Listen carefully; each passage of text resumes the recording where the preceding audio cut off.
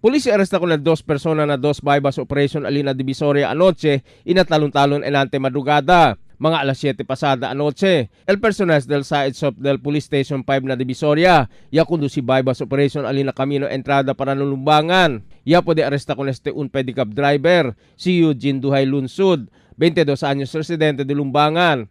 Elia vende con el un jutay paquete de sospechoso shabu con el operativa na valor de 200 pesos. Con Elia confiscal 3 paquete de sospechoso shabu y el 200 pesos marcausen. Sospechoso detenido ara alin na PS5 na Divisoria. Mientras tanto, mga alas 2 enante madrugada, el personal del side shop del Police Station 6 que está encabezal de ila jefe, el Police Superintendent Nonito Asdai, ya conduci bypass operation alina bagong dalan na talon-talon loop. Ya puede tayo aresta con si Joy Kagud Isaison, 36 años residente de alina mencionado lugar.